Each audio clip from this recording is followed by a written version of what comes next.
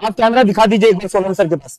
15 दिन से वो इंसान भूखा है, इतना बड़ा साइंटिस्ट, इतना बड़ा एजुकेशनिस्ट। क्या इस सरकार में जरा सा भी दिल नहीं है? जरा ऐसी तानाशाही, अंग्रेज भी इतने क्रूर नहीं थे जब।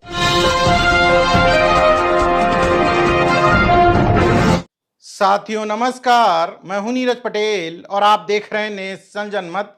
दिल्ली का जंतर मंतर यानी कि वो स्थल जो संसद भवन के साथ ही प्रधानमंत्री नरेंद्र मोदी के आधिकारिक आवास से कुछ ही दूरी पर है। इसी स्थल पर 16 दिनों से एक शख्स आमरण अनशन पर बैठा है। यह शख्स किसी अन्य देश में होता तो उस देश का महान वैज्ञानिक, महान शिक्षाविद, महान पर्यावरणवादी घोषित करके सम्मान पा रहा होता, लेकिन यह शख्स भारत देश का नागरिक है और इसकी गलती यह है, यह इस देश से, अपनी मिट्टी से, इस देश के नागरिकों से बेहद प्रेम करता है।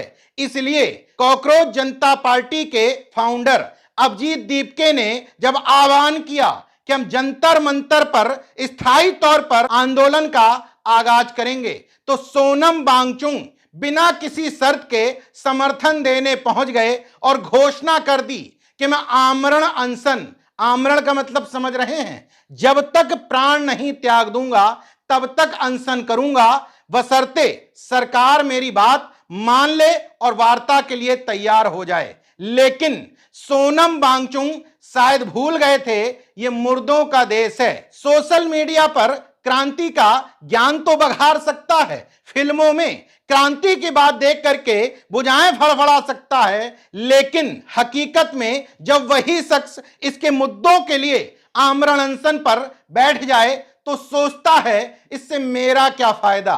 जी हां, सोनम वांगचुक वही शख्स हैं। आमिर खान की 3 इडियट्स फिल्म में आमिर खान ने जिस महान वैज्ञानिक फुनसुक वांगडू का किरदार निभाया था वो इन्हीं सोनम वांगचुक से प्रभावित है, क्योंकि लद्दाख में रहते हुए सोनम वांगचुक ने तमाम ऐसे आविष्कार किए जो लद्दाख की जनता के लिए किसी वरदान से कम नहीं है। इससे पहले 21 दिन के आमरण अनशन पर बैठे थे।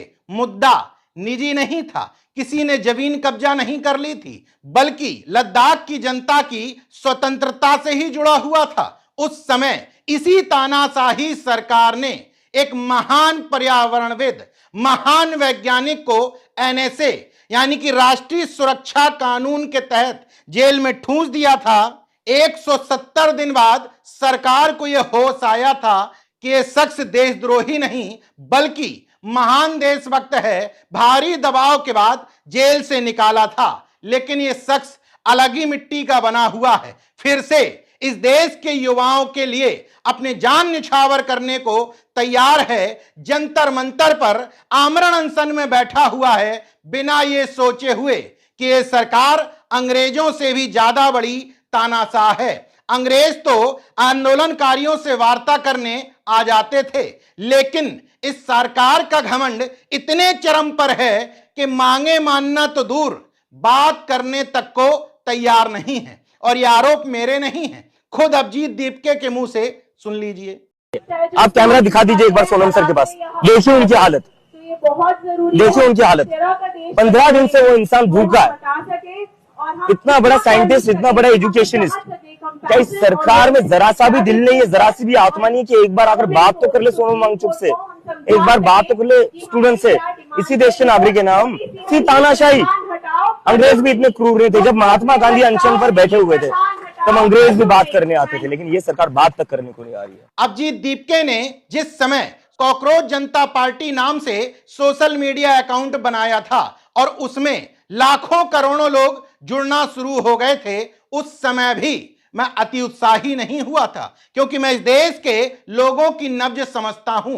किसी भी आंदोलन से जुड़ने से पहले देखते हैं मेरा निजी लाभ क्या है, मेरी जाति का या मैं जिस पार्टी के नेता का गुलाम हूं उसका लाभ है या अहित है, इसके बाद ही किसी आंदोलन में शरीक होने की सोचते हैं। इसलिए तमाम लोगों ने उत्साहित होकर कहा था कि भारत में भी नेपाल जैसा जैनजी का आंदोलन अब हो सकता है। मैंने ठोक करके कहा था नहीं हो सकता, क्योंकि सोनम वांगचुक आमरण अनशन पर बैठे हैं। तमाम लोगों को फोटो देख करके तकलीफ हो रही होगी, लेकिन सोच रहे होंगे मेरा क्या जाता है, न मेरी जाति का है और ना ही कोई निजी मामला है। सैलरी का मामला आ जाए, अपनी पेंशन का मामला आ जाए, अपनी ट्रांसफर पोस्टिंग का मामला आ जाए या निजी स्वार्थ का कोई मामला आ जाए, हजारों लाखों की संख्या में भीड़ जुट जाती है। लेकिन सोनम वांगचुक और अभिजीत दीपके की डिमांड क्या है? लाखों करोड़ों युवाओं का भविष्य, परीक्षा प्रणाली में सुधार, पेपर लीक जैसी घटनाओं को रोकना और इन घटनाओं के बाद जिन अभ्यर्थियों की मौत हो जाती है उनके लिए कम से कम 1 करोड़ का मुआवजा।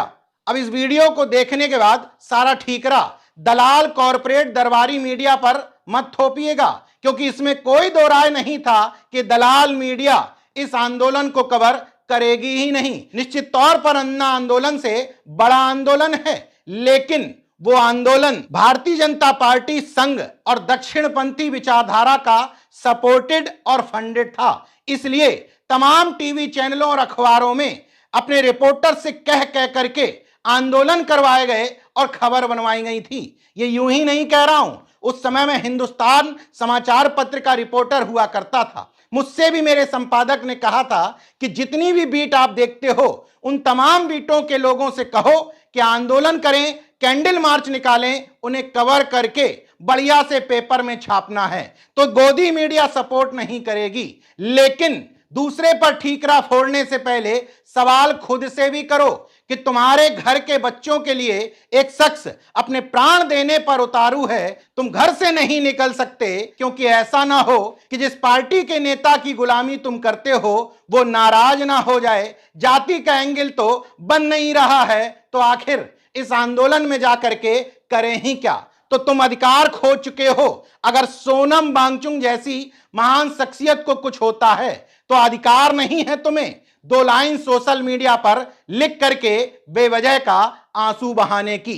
हालांकि सोनम वांगचुक का शरीर भले ही साथ ना दे रहा हो, उनका वजन 9 किलो घट गया हो, बीपी बुरी तरीके से गिर रहा हो, खड़े होने में भी कदम लड़खड़ा रहे हो, लेकिन हिम्मत अभी भी मजबूत बनी हुई है। 20 जुलाई को इस देश के मुर्दों से आह्वान किया है कि अभी भी जाग जाओ, अपने बच्चों के हक के लिए सड़क पर आ जाओ। 20 जुलाई को हम मिलकर के जंतर मंतर से संसद की तरफ मार्च करेंगे। अब मैं देखना चाहता हूं कितने मुर्दों को यह बात समझ में आती है। बाकी देखते रहिए नेशन जनमत, जागरूक और सजग बने रहिए। जय विज्ञान, जय संविधान, जय लोकतंत्र। धन्यवाद।